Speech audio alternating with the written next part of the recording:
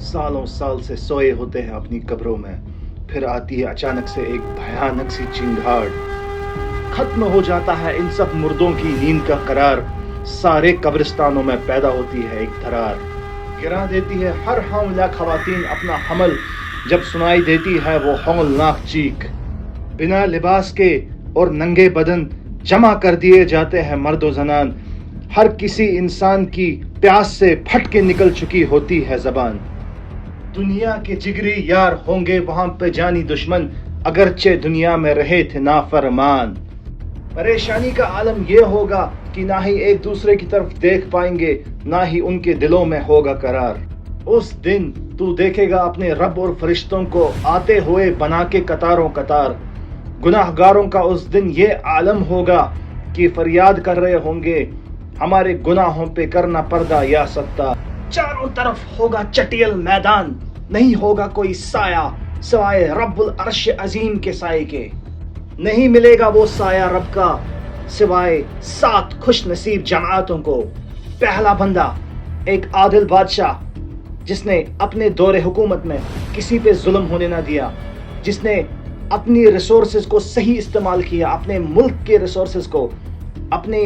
وطن کے ریسورسز کو صحیح استعمال کیا، لوٹ کھسوٹ نہ ہونے دی اور نہ خود لوٹ کھسوٹ، ایک ایسا بادشاہ جس نے اپنے دور حکومت میں کسی کے ساتھ ظلم نہ ہونے دیا ہو اور اپنے وطن کے ریسورسز کو صحیح استعمال کیا ہو، اپنے وطن کے وسائل میں ملیا میٹھی نہ کی ہو، غلط استعمال نہ کیا ہو، جس نے اپنے دور حکومت میں بے انصافی نہ ہونے دی ہو اور خود اعتدال میں رہا ہو اور اپنے عوام کو بھی اعتدال میں رکھا ہو، ایک ایسا بادشاہ۔ دوسری ان جوانوں کی جماعت جن کا بچپن سے لے کر جوانی تک کا سفر طے ہو چکا ہو اللہ رب العزت کی عبادت میں، جن نے اپنی آنکھوں کو، اپنے کانوں کو، اپنی زبان کو برے کاموں سے محفوظ رکھا ہو اور جو اللہ رب العزت کے حرام اور حلال کردہ حدودوں کی لمٹس کی تمیز رکھتے ہو بچپن میں اور جوانی میں۔ تیسری جماعت جو اس دن کے خوف اور مصیبت سے امن میں رہے گی،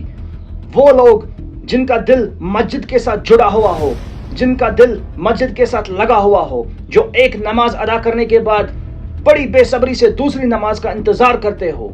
چوتھی جماعت ایک ایسے نوجوان انسان کی، نوجوان مرد کی جس نے اپنے آپ کو فتنۃ النساء سے یا عورتوں کے فتنوں سے بچائے ہوئے رکھا ہو، یعنی کہ ایسے لڑکے، نوجوان لڑکے جن نے اپنے آپ کو پارسا رکھا ہو، پاک رکھا ہو، یعنی کہ جو گرل فرینڈ بوائے فرینڈ کی ریلیشن شپ میں نہ پھنسے ہو، جو برے کاموں سے، حرام کاموں سے اپنے آپ کو بچائے رکھے، آنکھوں کے زنا سے اپنے آپ کو بچائے رکھے اور عورتوں کے متعلق جو بھی فتنے ہیں ان سے اپنے آپ کو محفوظ رکھے۔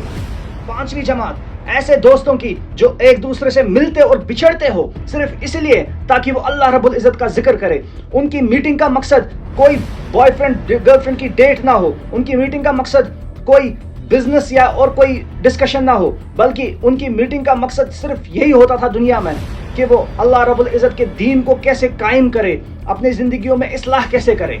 چھٹی جماعت ایک ایسا آدمی جس کے بائیں ہاتھ کو نہ پتا ہو کہ اس کے دائیں ہاتھ نے صدقے میں کیا دیا ہے یا خیرات کس چیز کو کیا ہے، اتنی پوشیدہ طریقے سے وہ خیرات کرتا ہو اور غریبوں کی مدد کرتا ہو کہ اس کو پتہ بھی نہ ہوتا ہو کہ میں نے جو دولت اللہ کی راہ میں خرچائی اس کا کوئی وہ حساب بھی نہ رکھتا ہو، یہ یقین رکھتے ہوئے، یہ توقع رکھتے ہوئے کہ اللہ مجھے اس سے زیادہ بھیجے گا۔ ساتویں جماعت ایک ایسے عابدین کی، یعنی کہ ایسے عبادت گزار لوگوں کی جو کہ تنہائی میں جا کے، خلوت میں جا کے اپنے اللہ کو محبت سے اور خوف سے یاد کرتے ہو اور پھر ان کی آنکھوں سے آنسوؤں کے چشمے جاری ہو جائے،